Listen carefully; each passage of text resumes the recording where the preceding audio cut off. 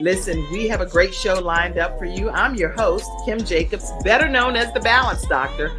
And all of our guests that come on, they're either people that have overcome some tremendous odds in their own lives as they balance this thing called life, or they're experts and they're here to share tips and strategies that will help you better balance and manage your life. Grab your virtual seats and let's get ready for some real relevant and relatable content on today's episode of The Kim Jacobs Show.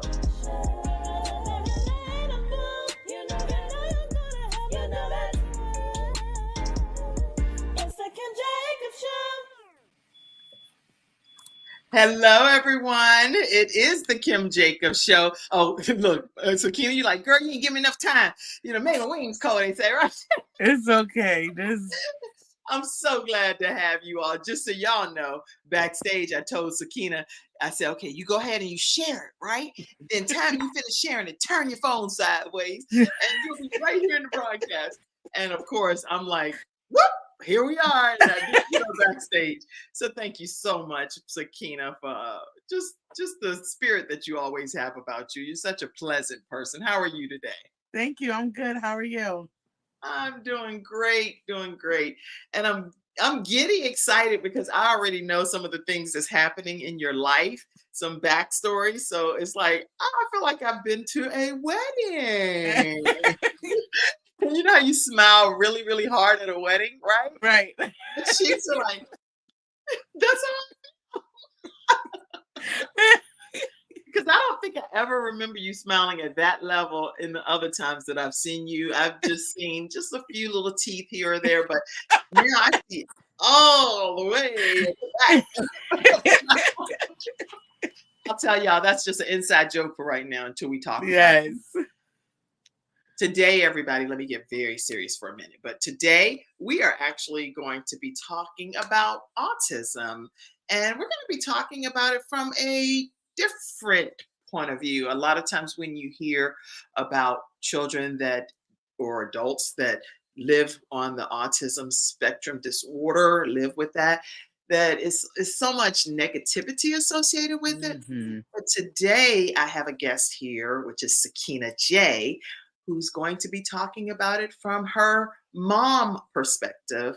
Yes. And you're going to hear quite a bit of information in this hour. So grab your virtual seats. Let us know where you all are visiting in from. I love popping the comments up. So if you have questions, maybe you've been dealing with family members and children and you don't really understand what's going on, please ask those questions throughout this broadcast. I will let you all know that the views expressed are our personal opinions, our own thoughts and views. They are not always that of the show or of H-Art or CTR Media Network, all of these different entities I'm affiliated with, but we have our own personal perspectives on autism, and that's what we're going to be sharing today. Both of us, actually, okay? Sakinna, yes. How you doing? I'm great. Where are you located? I am located right now in Pennsylvania, in a little town called Lancaster. Okay. So we're just about an hour and a half out of Philly. Okay, yeah, I know where it is. And you actually have to bring the sunshine there yourself because it's probably still cold, right? Yes. But at least you have brightness on the inside, huh? Yes. That's fun. All right, listen. Everybody, as you're grabbing your virtual seats, I think I already see a comment coming in. We'll just, throughout the broadcast, acknowledge your comments. But I see you, Zena, saying, good morning, Queens, is what she's saying. So we welcome you, Zena, to the Kim Jacobs Show. We'll pop your comment. Good morning, Mom. Oh, that's your mama? Yes. What's your mama doing? What's your mama doing with a Facebook name called Zena Thrower? What you doing? What you doing over there, Miss Zena? she grown, right? Yes. That's funny. It's such a pleasure to have you on. And my mom is normally on, so she must be in her car doing something where she can't get on yet, but she'll probably get on at some point. She said, good morning, beautiful to you, is what she said. All right, everybody. Let me introduce our wonderful guest today, Sakinna J, as she calls herself. She's a 3-time best-selling author, certified transitional and family life coach. She's a social worker and CEO and founder of I Choose Me Enterprises, LLC, a company that helps women regain, restore, and rebuild their lives after experiencing domestic violence. So I'm sure we're going to talk some about that as well. But she helps other women take back their power and live their best lives as their best selves through one-on-one coaching with her five-step program. So I need to make some notes of this stuff. Five-step program. Violence, okay, because there's been a lot of stuff I don't already read, and here we need to discuss. She is a Philadelphia native who currently resides in Lancaster, Pennsylvania, with her. Well, I can talk about that with her and her family. I'll leave it at that. And she attended Millersville University, where she received her bachelor's in arts and psychology and her master's in social work. So anyway, there are lots of accolades to Sakinna J, ranging from being able to be a radio station interviews that she's been on and different shows that she's been a part of. Black Women Mean Business, Canvas Rebel, and Shout Out Atlanta, you name it, she's been a part of it. The Butterfly Effect, the CEO Experience. So I am so pleased to welcome Sakinna J to the Kim Jacobs Show today. Glad to have you, Sakinna J. Thanks. I'm glad to be here. I'm so glad you're here. Okay.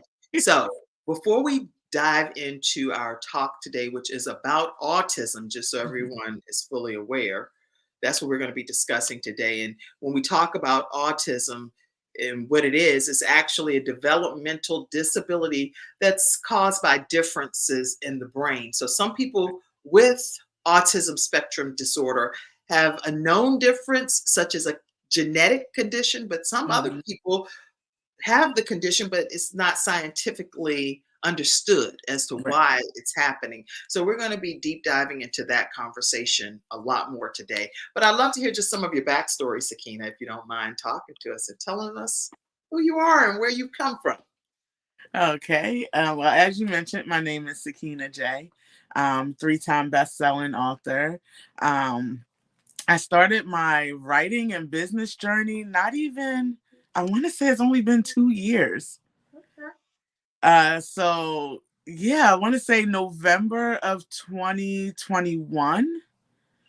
So not quite 3 years. I started on my writing journey, and then from there, just working with different coaches and just building and just really trying to figure out where my passion is really at. My passion is helping all people, but you can't help everybody. You got to narrow it down a little bit, You learned that where? Where did you learn that? The training that you went to, right? Yes, lots of training and just figuring out you can help a lot of people, but just kind of zoning in on your niche. So that's when I decided to work with women who've experienced domestic violence. I myself, I don't like to say survivor, but I'm a domestic violence thriver. Okay. And so, yeah, that's how my journey started. I started writing, and once the first book became a #1 bestseller, I got bit by the bug.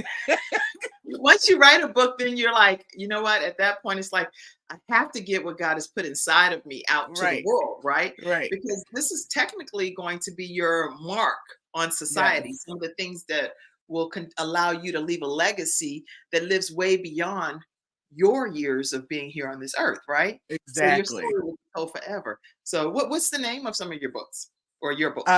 Blessed Not Broken, Volume 4. And Blessed Not Broken, Volume 5 are the first two I'm in. And then I'm also in a daddy-daughter dynamic. Okay. So all of them pretty much geared towards one story tells about, my domestic violence situation. Another story talks about me growing up as a teen mom. And then the daddy-daughter dynamic just talks about my relationship with my father and how it shaped all my other relationships. Interesting. See, now I know I've had you on the show before, and yeah, your mom said when God is in it, there are no limits. That's the point. Absolutely. And I agree with you wholeheartedly, Miss Zena, that once God is in it, it's no limits to what you can do. When you talk about your daddy-daughter dynamics, can you tell everybody how did that shape who you ultimately become? So your relationship with your father is very important. And so as a young girl growing up, when your father is absent, you tend to look for attention from that male figure in other places. Mhm. So I went as far as being promiscuous too early, dating men way older than me, like way older than me. Um, and just like searching for that male interaction. And I was in contact with my father, but in the same token it wasn't always good communication, Right, right. because he himself chose a lot of women before being a parent. Okay. So there was a lot we had to come back from. It was a lot we had to talk about. My title in that book is called The Decisions He Made. Mm, So that way, I kind of geared towards, these were decisions he made as a parent based on how he was parented. okay. You know what I mean? So it's like sometimes you have to give that forgiveness to your parents because they're only parenting you from what they were taught.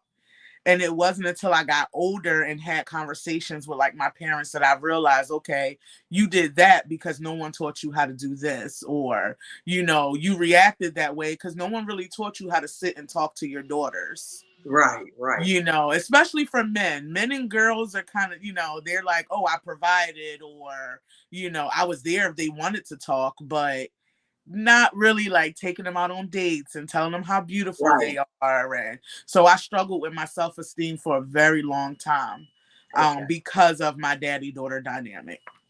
I'm really glad that you said that because there has to be some level of grace when you're dealing with a father that is absent or a mother that's absent. But a lot of Absolutely. times I know people that have come on the show have had daddy daughter kind of scenarios typically.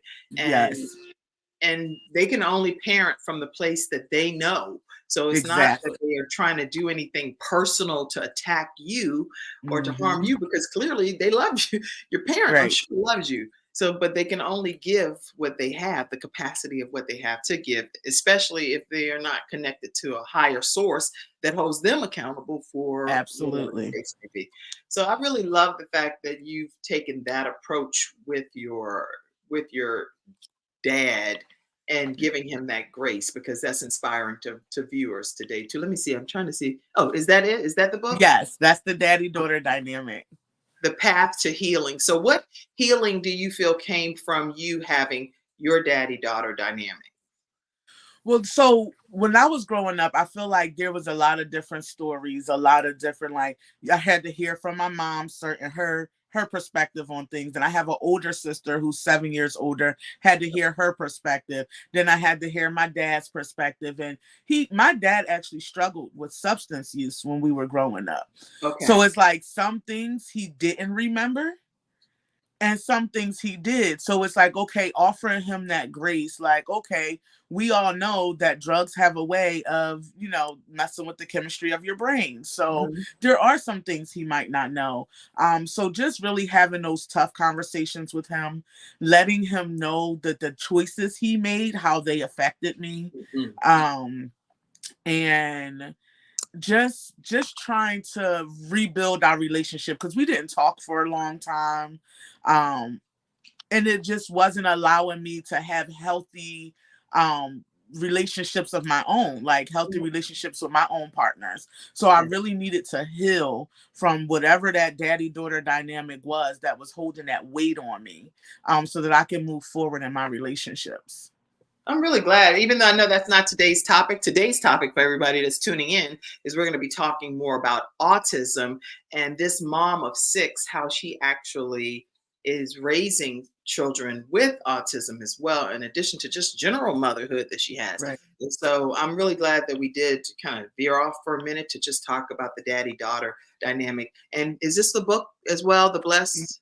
Yes, blessed not Blessed broken, the Not power Broken? of letting go. I was trying to find it while you were talking because I didn't have a copy of them. That's And then the other okay. one is Yep. Blessed. And when That's being Not strong Broken. is, yep, when being strong is all you know. Okay. And so in those two volumes, what do you want readers to walk away with from your stories in those volumes? So for the Bless Not Broken, the Power of Letting Go, that too was a healing process. That was freeing myself, not beating myself up, forgiving myself for allowing me to be in such a toxic and abusive relationship. Um, and so that was very healing for me, like writing, and I really struggled because I was like, I don't want to tell people my business. People are going to judge me, but I got so much good feedback, and sometimes we just need to let go of those very toxic relationships. It doesn't matter who it's with, or, if it's not adding any value to your life. Yeah, it's time to let it go. So that's what the first one is about, volume 4. And then volume 5 is being strong, is when being strong is all you know. That chapter I geared around just being a teen mom, getting pregnant with my daughter after my freshman year of college, and continuing to go on. I graduated with my bachelor's when she was 3. So I continued. I think I took 1 semester off to have her, and then I just went straight through. So it's just taking you on my journey. All the obstacles I was faced with having a baby daddy who didn't want you no more, and taking care of that child on your own, and just that chapter is more so geared towards helping younger moms. Wow. Because you don't know how strong you are until you have no choice but to be strong. And so that's the chapter in that book. Is when strong is all you know. Exactly. That is a powerful title for a chapter. When strong is all you know, girl. And I know I live that in my life as well. And you're forced to be strong in a lot of different instances where other people might buckle in those situations. It's like, I don't have time for that. I don't have time to be buckling right now. I need to stand stronger than ever. And when you've done all that you can do, according to the word of God, guess what? Then we still should stand, and we should stand even more flat-footed instead of buckling, because that's when we're needed most in a lot of situations and circumstances, So for that chapter, I actually went into how I became a teen mom, and then ended up pregnant with twins when my daughter was 14. So okay. So when the baby daddy didn't work out with the other situation, then you thought this situation definitely gonna work out, right? Oh yeah. Oh boy, here we go, right? And that didn't work out, right? What situation? With the twins daddy. Oh no, I just married him. You don't supposed to say that yet. I don't even bet or anything. I literally don't bet, don't play the lottery. I don't even know that. I would have to get a whole tutorial, and I'm not even joking.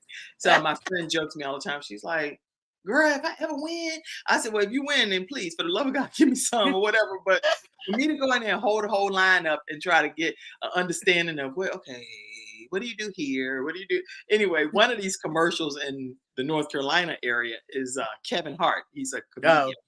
And he makes this one joke. He's like, made my wings cold. He's talking about this Betty fight. He's like, made my wings cold, dry clean. He was going off, right? So now that's how I feel right now. I'm like, you done let out the bag, Sakinna J. You're not supposed to be doing that. I'm joking. Okay, listen. So the twins, oh my gosh.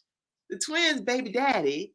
Now you done say it all. Let me just go and say it in the world. The twins, which are these beautiful twins here, their baby daddy is, what's their baby daddy name? That is George. That is my husband. All right. So Mr. George became your husband when? Last Saturday, April 13th. Oh, there's all of them. That's the whole crew. So you and James have become George. I said George. Okay, George. You and George have become husband and wife as of last weekend. Yes. And you have to tell us about how that came about. How did you become husband and wife after having these twins and dating and having a dud kind of situation from the past? Yes. Talk to us. It honestly was one of those situations where you didn't expect it to happen, and it just kind of happened. It's like, as much as I kept trying to force myself to just stay his friend, it was just like, this is what God has for you. Like, why are you trying to friend zone him? And then prior to us meeting, like, I was just coming out of a very toxic relationship. Right. He was coming out of a very toxic relationship. So we just kind of like, took it slow and those sort of things. We really just became best friends before anything. Mm. Um, and then of course, like, I ended up giving in. I ended up giving love a try, and I'm so glad I did. Um, but of course, it had to come with a lot of healing, and like I was going through therapy and things like that. And Right. he had said to me, I'm not going nowhere. Do what you have to do. I'm going to be right here when you're done. And I was just Oh, like, so it didn't matter to him. Like I was like in therapy and um trying to just work through all the things I had been through in the previous relationship. And he just waited, and he I love just you, George. yeah. You won my heart over. Oh my gosh. So I love the fact that what you're saying is that if the right person is that person designated for you, your soulmate, they Right. will give you the grace to be able to get yourself together and still not go anywhere. I love that. Exactly. I love that. And Exactly. here you all had obviously become parents of your twins, and Yes. he's like, do you do what you have to do? Not in a not, and I'm gonna be right here. Yes. And George stayed right there. And hence, Yep. tell us the lineup of these beautiful the six children that you are mama. Talk to. Okay. So we are a blended family. We have one boy, which is right there behind George. He's George as well. All right. Um, so we have the one boy who's 23, and Okay. then we have five girls. So Nevaeh is right next to George, the husband. Okay. That's our 19-year-old. Next to her is London. She's our 14, soon to be 15-year-old. And then on the other end next to me is Brielle. She's 13. And then the twins are 4. Awesome. Beautiful blended family. And I know again we're talking about autism today, but even you have so many topics we could talk about. So how Yes. is it with a blended family? I mean, I'm trying to get all the topics in an hour here. So being able to balance life as a wife, a mom, an entrepreneur, and then also having to deal with all of these personalities from a blended parent perspective. Please tell us briefly about that. Oh, yes. That is one of the most challenging yet rewarding things. Um, it's not easy being in a blended family because, of course, my daughter was and I'm only saying mine and his just so that you can differentiate between the kids. Typically, we just say our kids. Right. Yeah. But my 19-year-old, she was an only child, and then his son is by another woman, and then his two girls is by another woman. So they were raised differently. Okay. Um, so yeah, they were raised differently. And then I have my only child who's like a spoiled brat, not used to sharing. She's just, the world revolves around her, right? Oh, So then you take, okay, wait a minute. I got it because I have to. I'm a visual person, so I need to. Okay, that's or with the gray kind of showing through, or her sleeve no, to the your left. the 19-year-old is the little light-skinned one next to the groom. Oh, okay. Yeah, so she's very petite, and she looks like she's the youngest of the girls, but she's actually the oldest. Oh, okay. I see. Yeah, so So she she's the one with the yeah, long, she's what all braids. I see right there to the right. Okay, go ahead. yeah. Of George. So she actually she struggled. It was a struggle with her because she went from being the only child Okay. to the oldest girl of 5. Now she had to deal with it. It's like, look here, y'all. Y'all gonna listen around here because I'm not gonna be Right. So young. it's like, I'm okay, mom, not only did you choose to get pregnant while I'm 14 and have kids, I'm in high school, you get twins, and then on top of that, you bring these other 2 kids in here. Like, what are you doing? So it has definitely been challenging, but rewarding at the same time because I feel like my connection with each and every one of them is different. Mm. Um, so I just feel like like two of his children already call me mom. Mm-hmm. They've been calling me mom before I even became their stepmom. So I have a really good connection, and we have an amazing time together. And so it's just one of those things. Everybody helps with the girls. So it's just one of those things where it's like it can be challenging at times. Right. But it definitely has its good times as well.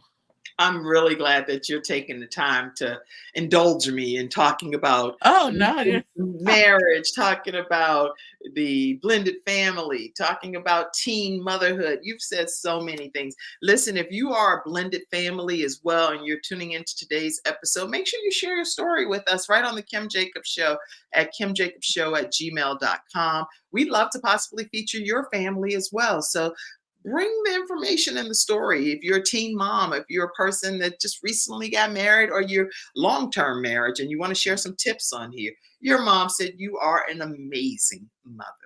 Oh, thank you. I get it from her. Oh, y'all are so sweet. I love it. I love it.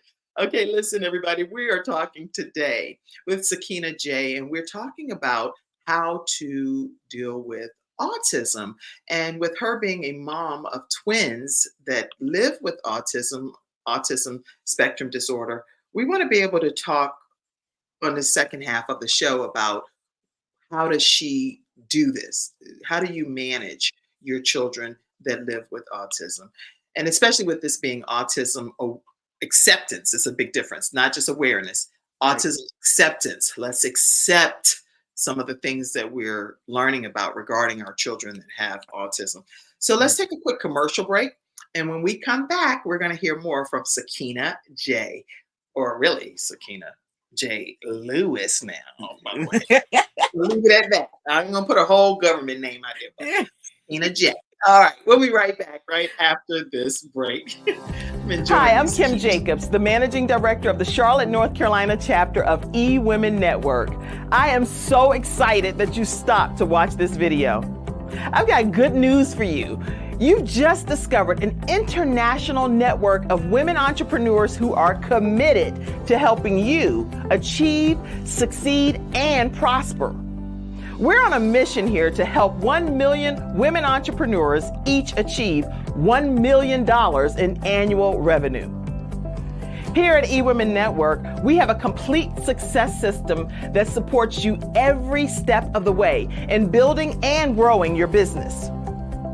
You being here right now is no accident. We're supposed to know about you. We want to meet you to find out how we can help you, as well as learn about what you have to offer. With over 500,000 women connected through 118 chapters across the United States, Canada, Australia, and the United Kingdom, you are never alone. If this is resonating with you, please go to ewomennetwork.com/Charlotte. Notice too my contact information. I invite you to reach out to me and to check out our upcoming in-person and online events. I'm really looking forward to introducing you to our special community.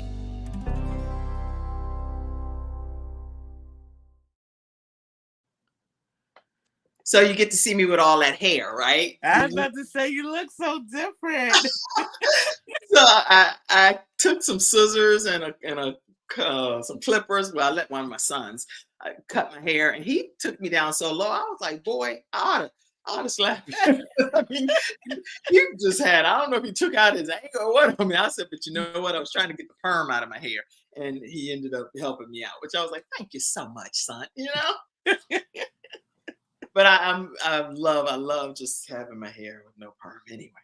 But I can do perm, wig, whatever I feel like doing. But I do like this look too. Yes. Right. Listen, you guys, if you haven't been familiar with eWomen Network, know that I'm the managing director in the Charlotte, North Carolina area, and we have our events.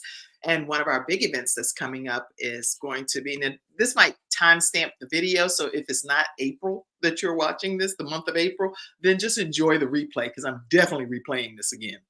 But On April 30th, we have an event at the Charlotte Museum of History with our founder, Sandra Yancey. And she's going to be talking to us about how to unlock business success. I have a tickle. Secrets. So make sure you pay attention to that. All right, talk to us, Sakinna, about autism. Let's talk about that. Okay, so first off, there's such a huge misconception around autism. And it's something where you have to catch it early on. You have to get early intervention is key for your kids to become successful once you realize there's a delay. Um, for me and my kids, like I actually used to be a therapist that worked with children on the spectrum.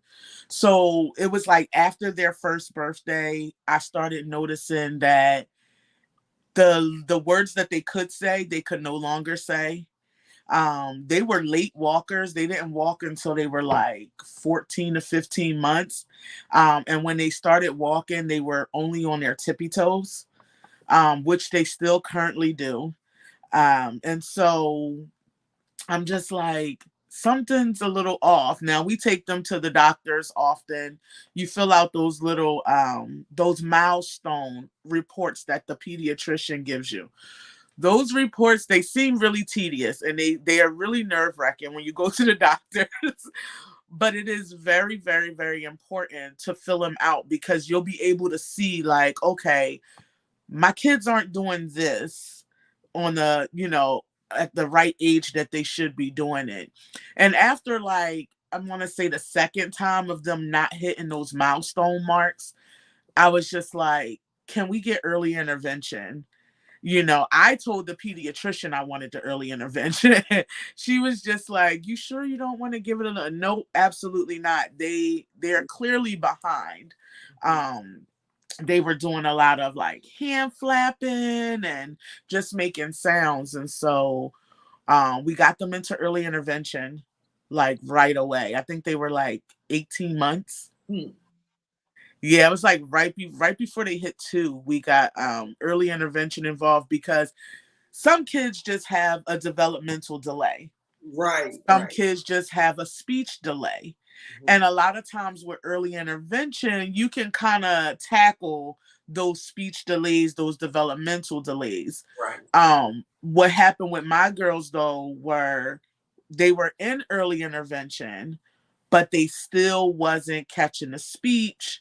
There was still the toe walking, the hand flapping, the sensory needs. Like there's a lot of textures of food, textures of clothing, trying to find shirts that have tagless tagless shirts because my one twin is just like this all day and she can't tolerate it. So I'm either cutting them out or buying her tagless shirts. So it's definitely such a huge misconception around it. It doesn't mean, your child is mentally retarded or it doesn't mean like my children are labeled nonverbal autistic. Okay. They're 4 years old. They have level 2 autism. They comprehend very well. Right. But it's just the speech aspect. They're not really talking. They still have a lot of sensory needs.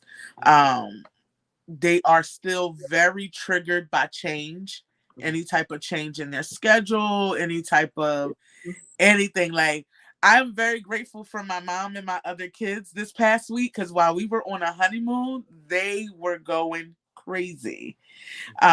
So just changes in their schedule. So yeah, definitely early intervention is key when you start to see that your children have any sort of delay. Yeah. I'm glad that you're saying that because a lot of times people on the outside observing don't understand what the child is experiencing. So they're like, and I'm just putting it as a blanketed statement, but sometimes people are like, girl, she fine. Oh, she don't know autism. She just need to be told how to act better in a certain environment, and people are Oh getting yeah. into the business about your own children and the diagnosis that they've received. So what are your thoughts pertaining to when people are trying to tell you how to parent your child with the diagnosis that you've received? Any thoughts? You want the clean version for your show, right? Sakinna J, I didn't even know you had it in you. What in the world? No, but What in the usually, world? like I don't go and like curse people out or nothing. But I will say no. You know what I mean? Like they're having a hard time. Right. She's really having a hard time. I've had family members and people say, "Oh, you just need to pop her. You need to beat her. She's just acting out as they're throwing tantrums." And it's like, no, something's setting them off, and I need to figure out what it is. So I try my hardest to ignore the negativity that come from people that don't understand, while Right. also educating them Mhm. and getting them to understand. One of the people that it comes to mind as we're talking about this is like my grandma, right? She's Oh, you know, 78. old school. They Yeah, like, so she's 78 years old, right?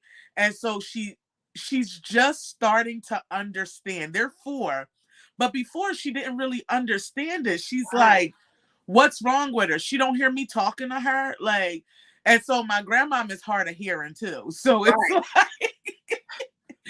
um so it's like she was somebody that I felt like I had a really hard time trying to explain, and she would be like, "Oh, put her on the phone," and I'm like, "Grandma, she's not going to talk to you," So she's just like she's starting to get it. And okay, so we were actually just at her house maybe like a week or two, about like 2 weeks ago, and she was just like, she's crying. What does she want? Like, and she's what's changing wrong? her language. Yeah. And then one of my babies bit her. Oh, And God. so, because we're doing the You know biting she thing. gonna get a spanking messing around. You like, girl, I don't want Yeah. you to think about no autism. I'm gonna get you. You gonna keep on your tail over there and sit on down somewhere. Right. So she bit her, but when I say she did extremely well, like I can tell that she's understanding more about their diagnosis and Right. about their needs. Usually you're at my grandma's house and you come in the house and you try to go in her refrigerator or anything. She gonna let you have it. You ain't wash your That's hands. your grandma, my grandma, everybody's grandma. You My ain't wash grandma would your say, "I'll beat hands. you back in." I'm like, "You gonna Yup. beat somebody's back in? What does that mean?" It's a lot. Yes. So with them it's different. Like they'll go in her snacks or they go in her refrigerator and stuff. And she's like, "What you want out of there? Come here, grandmama give it to you." Like, so she's really starting to understand what they can understand and how to engage Right. with them with such a big age difference. That's right. So I just take my time and just like, no, grandma, this is what you got to do, or this is how you got to do things. And teaching other family members as well, That's good. how to interact with them. Making sure I inform people of the trigger words, Right. What because are they some of do. the trigger words that happen with your children? Hey, Yeah, Aunt, so they get triggered. Yeah, they get triggered by no, they get triggered by stop. Pretty much anything that will deny them access to something that they want. well, that's where the borderline comes in, because Yep. children that have just general bad behavior also get triggered by those words. If they're in the grocery Right. store or they're at a department store and they're told, "No, you're not going to get that toy," then does that then make them autistic? No, it might mean that No. in that particular instance, the child is just not used to accepting the word no. Right. So it's just a fine line, and that's where the teaching and the training comes in. And most Yeah, people so are they not would even have willing to learn. tantrums. They still do. They'll have tantrums, fall out on the ground. So what I started doing is like, instead of telling them no or stop, I'm just like, here, give to mommy, give it here. So when I use different words, they're like, oh, she's asking me to give it. It takes away that negative, that harsh, Connotation. like no, stop, don't do that.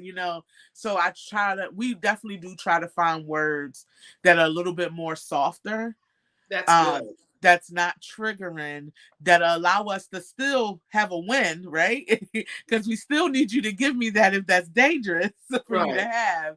have. But just finding words that are less triggering for them. That's good. I'm glad you're saying that. And I know my daughter is autistic as well, and a very intelligent young lady, brilliant honor roll student, and just an amazing young lady. But there are Yeah. certain things that really agitate her to a Mm-hmm. whole different level, and I know that, and so I go to great extremes to help modify the situation, Right. giving what I know it can do to agitate her at that level, because she's Right. not a person that's agitated at all. So if this bothers her, then I'm going to make sure that I help prevent it from happening in her life as much as I can. So Exactly. I'll give you an example is certain noises, it sends her into oblivion. So she'll put on Mm-hmm. her she'll put her ear pods in, which are the noise canceling ear pods. Then she'll put a set of headphones on top of that. Oh, wow. And so it's just like, I mean, She I needs can to hear really you, block that out. but I'm gonna block all of this drama and noise out. Yeah. And it's just something that comforts her and it makes her feel better. And Yeah. in certain environments, sometimes like if we, especially when we're visiting churches or different, like forget a concert. I'm not even she don't even want to go to she don't want to go to nobody's concert at all. At all. So I don't even invite her to a concert because I already know that's Yeah. just not her cup of tea. And it's nothing wrong with her. It's just that that's not what she wants to subject her ears to, you know? Right. So when we are in church, I know I have to make sure she has those little orange, these, I keep them with me all the time. These, the earplugs. Oh, okay. Yeah. You start doing what you need to do as a parent to make sure you're Exactly. equipped with what your child needs.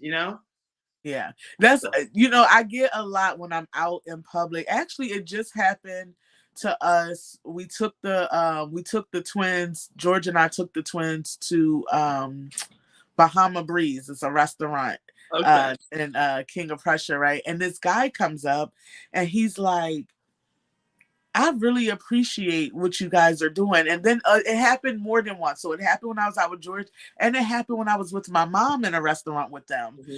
And it's like people see them, Hmm. and depending on whether they have a family member who's autistic or they know someone who's Right. autistic, or if they're autistic themselves and you just can't tell, Right. a lot of times they're like, they appreciate me bringing my kids out, and I tell people all the time, it's more about preparation versus isolation. I am not isolating my kids in the house just because they're autistic. My That's right. kids go everywhere I go, and That's I right. just make sure I'm prepared. I make sure I have snacks. I make sure I have the iPad. That is a must. Well, Make yeah, sure the that's phone is required, right? yes, make sure the phones are fully charged. Hmm. And just making sure their needs are going to be met, so that if there is like a place like church, they love going to church. They refuse to wear their their noise canceling headphones, because they don't like stuff on their head. So Right. that's another sensory thing. So it's like you buy the things that they need, and then it's like, oh, I don't like stuff on my head. So Well, I'm not doing that. And yeah, so we're that not doing that. So was a now we waste have of a money, noise right? canceling. Right. So it's just like trial and error. What works, what doesn't work, what's make them comfortable. And this is the thing people don't get. When there's twins, it is very different. So what could be setting one off at the time may actually be soothing the other one. Oh, So then it's what? like Oh my gosh. So you have to yes, treat them individually based on whatever their yes, individual needs are, not just assuming because they're twins that they exactly. accept everything in the same way. I love that. And then another comment that just came in too from Angela. Thank you so much for being here today, Angela. She says, I love that. Preparation, not isolation. And I see quite a few people that are on, but I don't acknowledge your name unless you type a comment. So that way I'm not putting you out there in case you just creeping and watching. Stop by to watch. Let me also say this too with my daughter in particular. She is big on, like you say, texture. So it's Uh-huh. certain things that, like, she'll wear if I buy a pair of like comfortable sweatpants, but the inside is fuzzy Oh, and the outside is just a certain material. So she'll wear the pants inside out and the tag is showing. And at first I was like, you have your stuff, your stuff's inside out. She was like, Mom, I'm comfortable. And so I've decided, and then all of her shirts, like you said, every shirt, I don't care if it leaves the two holes there where Yeah. you have the tag, and it's like, Yep. It we're gonna gotta get go. this tag out of this shirt, no matter if it leaves two bulky holes that look crazy. And at the end of the day, to other people, because Yep. she's not crazy at all, and neither are any of the children that have autism. They are fine. Yeah. They're just they're displaying the way that they know with the ability that they have to be able to try to communicate to the best of their abilities on these situations. So if that works best for her, is certain slinky materials that she loves. But then Hmm. I went to the store and bought all of this stuff for her because she's very low maintenance. She does not Right. care about name brands and she doesn't give a kitty about any of that stuff. But I went and got the material and it still wasn't soft enough. I was like, girl, I don't even have a receipt messing with you. And see, sometimes, people like to, if a child has a sensory issue, they like to stick it to their diagnosis, right? But here's what's interesting. So George does not like to wear really like cotton shirts. They have to have like a soft material to it. He doesn't like anything rough on his skin. His sheets has to be a certain count. Like he just likes certain things on his skin. And he's not considered autistic. For me, I don't like to touch like gooey, slimy stuff. I just can't touch it. But I'm not autistic. You know what I mean? So it's like we try to be like, oh, it's because they're autistic, but some things are actually just a preference. Their preferences, right? It's just a preference. Like my mom, she doesn't like gummy candy. She doesn't like anything like gummy bears, gummy worms, anything that slides around him. Nope, she won't do it. So Right. it's like, how much of it is the autism and how much is just your preference? Good point. And But and because we know that they have autism, right. we're like, oh, that's a part of the spectrum. That's a part of the no, not really. Like I do not maybe like they that. just I don't want inherited. that in my life. Yeah. And then Maybe we they just actually inherited have some family stuff. discussion about it, Yeah. Sakina. And then my daughter, she'll say, if you go and take the test, saying this to some of her brothers, and she's like, I pretty much think you would be diagnosed. But the thing is, guess what? And she even said that she said that to her grandma. She said that to everybody. I'm like, I can guarantee you, if any of us probably took the test for real and went through the formal diagnosis from a medical physician, a Uh-huh. lot more people would be autistic and on the Yeah. autistic spectrum disorder than what's currently diagnosed. So Right. we shouldn't be so eager to judge individuals because according to all of the statistics, there are quite a few folk that are living with the autism spectrum disorder. Yeah. Actually, And one even in with your 36 children, folk. yeah, even with your children, like my children being considered nonverbal, right? They have words. It's just they prefer to use sign. I think they prefer to use signs. My one twin prefers to use sign. Okay. Um, and my other one, she's actually starting to recite her ABCs and her 1, 2, 3s. So it's Okay. like we're with therapies, they are in extensive therapies. They're in ABA therapy. They go to a special autism school. Okay. Um, they actually starting today, they're going to be getting extra speech therapy. Excellent. So now that they're getting older and they're able to sit and actually do instructions and sit through instructions and in a classroom setting, now they're able to go into speech and really try to get some things working with them being able to talk a little bit more. My children also uses, I don't even have, oh, they have it with them at school. They have what's called an AAC device. Okay. So it's an iPad, and the school speech therapist programs anything you want on it, anything possible. And so they'll go to snacks, and they'll hit snacks, and then they'll hit gummies, or they'll hit cheese curls, or they'll hit some, but it talks for them. Oh, wonderful. What I've noticed though, and at first I'm like, no, this is not, how is this going to work? You know, Right. the iPad is talking for my child and it Mhm. say, I want to go play. I want this. During Halloween, they put a trick or treat button on there. So Okay. they knew that every time they hit trick or treat, something went in the basket. Oh, they like, So oh, we get ready to get some candy. yeah, so we did that. But what I learned is by them constantly hitting the buttons, Mhm. they start to repeat what they're hearing. That's good. So they'll start to repeat certain words on there. Um, and so it's working really well with them requesting things, um, requesting what it is that they want. They use sign language. Um, and they're just doing amazingly well. I know within the next year or two, they're going to be talking my head off. Oh yeah. Oh yeah. Yeah. Like I know it. Like I can feel like they're gonna be talking. That's good. Good. Good. I'm so excited about their progress and how God is blessing them through this. Yo, your mom said, "Look, there's nothing wrong with my babies," and we agree with you.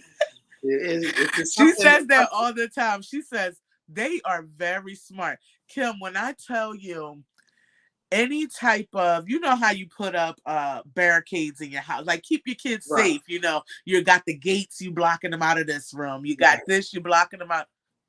There's not anything we've tried that they haven't maneuvered and figured out. I mean, they figure out everything. They are so smart. Um, they just don't have the speech, you know what I mean? And once that's just it. And they're not able to tell you how they feel or what they don't like. So, you know, the meltdowns, like right now we're in our phase where we don't like to go into stores. We don't like to shop. We Then pull you get into somebody to help you, one of the children or whomever, right. So dad, somebody while you go has in and then come back out. yeah, somebody usually has to stay in the car. That's okay. If I'm by myself with them, I usually give them my phone. So if they have like a cartoon on, it kind of distracts them from the Right. store that they're in. Right. So I definitely do I told you, got to make sure the phone is fully charged at all times. At all times, if you have a child that is autistic and is on that end of the spectrum, whatever the end is, make sure you have the tools equipping your children with what they need to have the best experience. Because Yes, again, they're assigned to us as right. parents. And so whatever they need, my daughter, she's very, very articulate and she'll make it very clear to me, Mom, and she's not being sarcastic or anything, but she's a true Hmm. advocate for herself. So she's Yes. like, Mom, I noticed that today you said that this is going to be happening, whatever this is, fill in the blank. And Uh-huh. I would say, okay, that is what's happening. She said, well, do you mind telling me in advance so that I can know that that's going to happen on that day versus you just telling me right at that moment? And then I'm Uh-huh. like scrambling around trying to figure it out.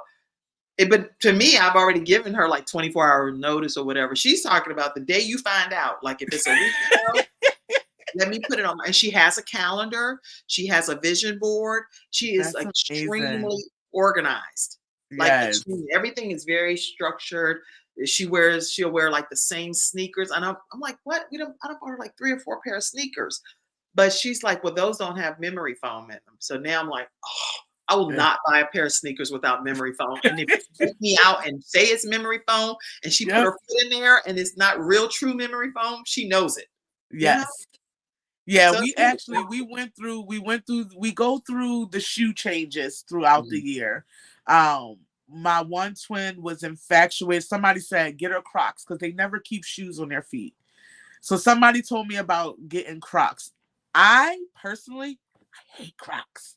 That is my personal feeling. I This is cannot again not the views of the show, y'all. She not don't the views of the show. Sakinna J don't I like no Crocs. personally cannot stand Crocs. So their godmom went and got them a pair of Crocs. Mm, They fell in love with these Crocs. mm. Now the weather's changing, right? So it's starting to get cold and they still want to wear Crocs. So I put the Crocs on with socks. But then it started getting wet outside and snowy. And so now it's like, okay, I have to buy sneakers. So when I went and bought sneakers, it has to be something like glittery and pretty. Um, they don't really like black sneakers, which right now they got black sneakers, but they got all this sparkle all over it. So I just try to make it work. I take them in the store with me. I'm like, you like this? You like that? I let them pick out stuff. Because I mean, if they were able to speak and they were your typical 4-year-old, you would be taking them in the store. Oh, what about this? Do you like that? So I do the same thing for them. Yeah, my daughter, she doesn't want anything new. That's the thing. She's like, you don't have to buy me any of that stuff because I'm good with what I have, but it's mismatch and it's not. It's like, girl, we can ready to step out. She was like, well, I don't. Can I wear what I have on, or am I not allowed to go like this? I'm like, right. Can you possibly just wear one of the dresses that I have? And at first I would kind of try to force the dresses that I purchased. And now I just let her pick out which of the dresses accommodate what she feels. And she's like, Mom, see, this has this material inside, and she'll show me. And I'm like, Kim, why can't you get this whenever you're it's like, I feel like, at this point that Angela is making, which is a really good point, and tell me if you feel this way, I do. They say the soul of our children choose us to parent them. Oh, I like that. And I do. I agree with that. I agree. God knows exactly what our children need and who he wants us to be as the parents that he's lent. And I believe my children are lent to me because we have our permanent home that we're going to be in ultimately. And our children are given to us for a temporary time right on this earth. And I'm honored to be my children's mother. And whatever disease, disorder, whatever, first of all, I do rebuke it. Now, let's be clear. I rebuke all of it in the name of Jesus, because I believe wholeheartedly that our children and ourselves can be healed of anything. And that's my personal belief. Not the views of the show always, but Kim Jacobs' personal views.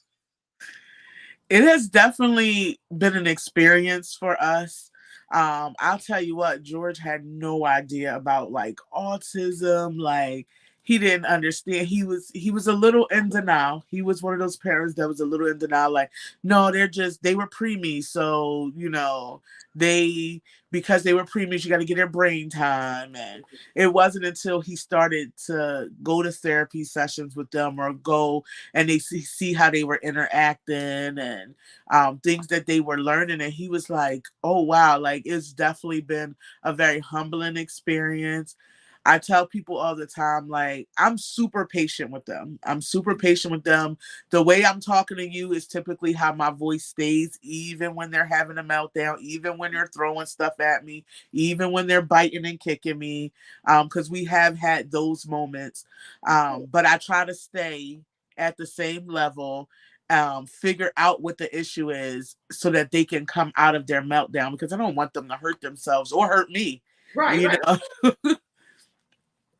So it's definitely it's challenging, especially when you're trying to do everything else in life. You're trying to work, you're trying to, build businesses, you're trying to maybe cook a meal or something, and they're all in the kitchen. So we definitely do work as a team.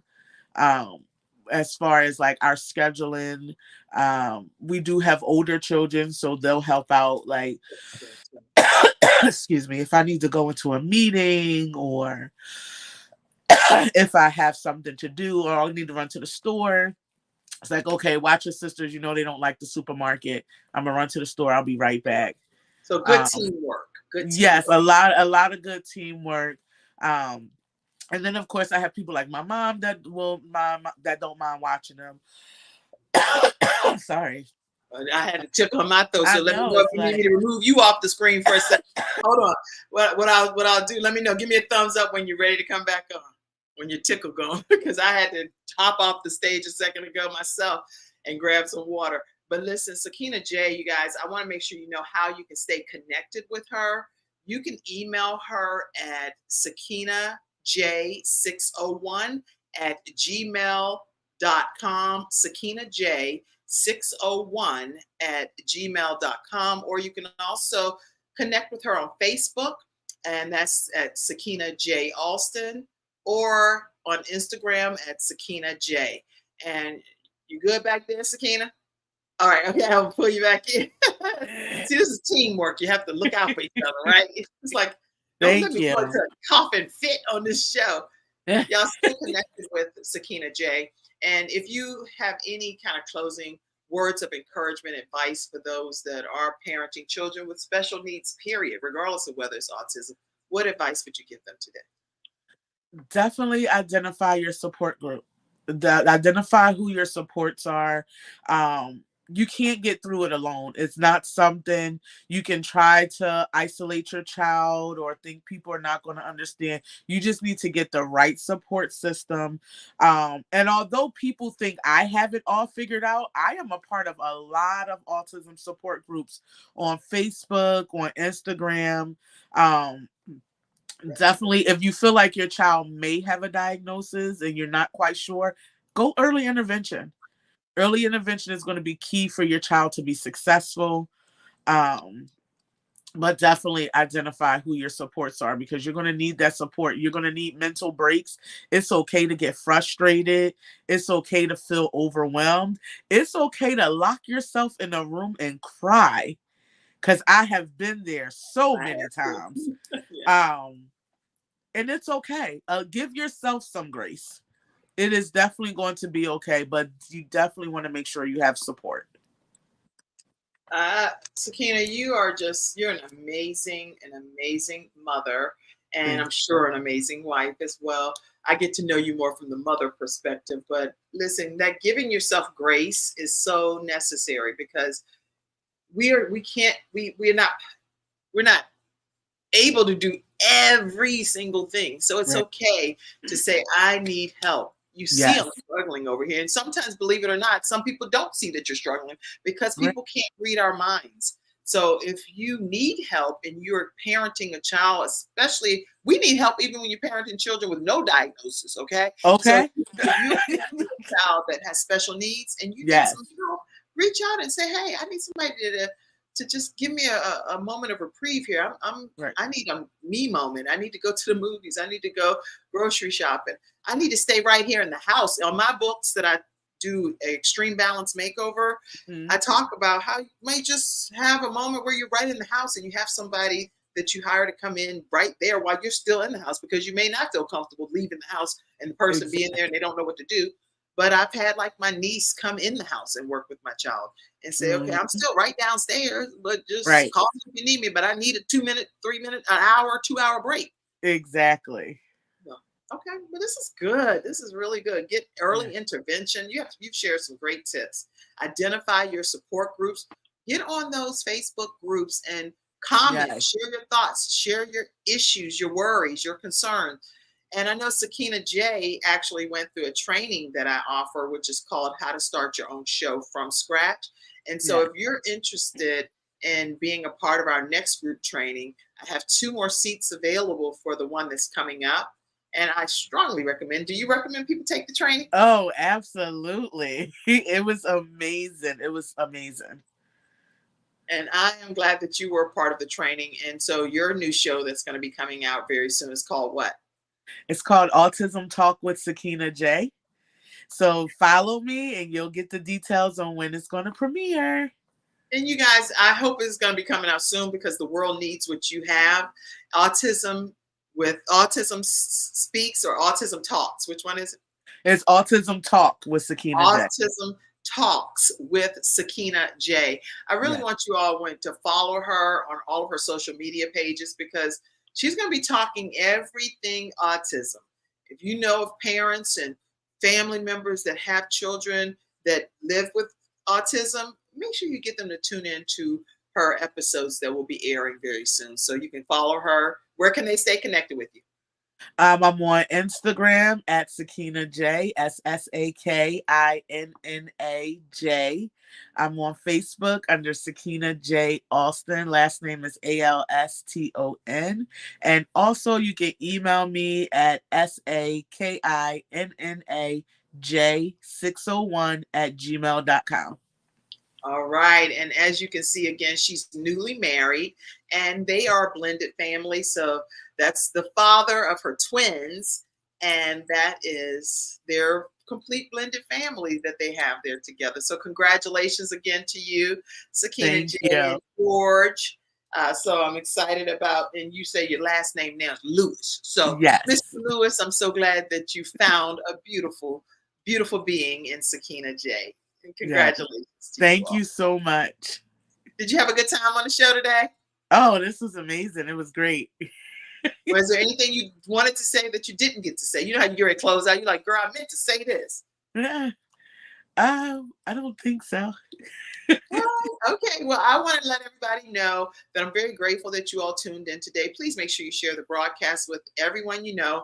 And if there is anything that has helped you in this episode or in any of the episodes as we bring balance to the world one household at a time, please make sure that you all provide some type of monetary donation to the Kim Jacobs Show. And you can do that through Cash App, $ Kim Jacobs Inc., or you can also do it through paypal.me/Kim Jacobs Inc., or through Venmo at the Kim Jacobs Show. Every contribution is greatly appreciated, and it allows us to continue daily programming. This is not something that you can just do and not have any funds coming in. So we need your support, and we appreciate your support very much. So thank you all so much for everything that you do to make the Kim Jacobs Show possible. All right, everybody, on that, closing comments from the studio audience. Have an amazing day, your mom said. On purpose. And Angela said, love the Kim Jacobs Show. So awesome. Thank you, Angela. Great show, ladies. Blended family. Beautiful. Thank you. Congratulations on your new show. All right, everybody. That's today's episode. Thank you, Mackenzie backstage. Thank you, Sakinna, for being here today. Thank you for having me. Audience. I love you all. Have a great one. Bye-bye. Thank you for tuning in to today's episode of the Kim Jacobs Show and for being in the virtual studio audience. Your presence truly does make a difference, and I look forward to you bringing your friends and family to join you in the virtual studio audience Monday through Friday at 11 o'clock a.m. Eastern Standard Time. I look forward to seeing you and make it a great day.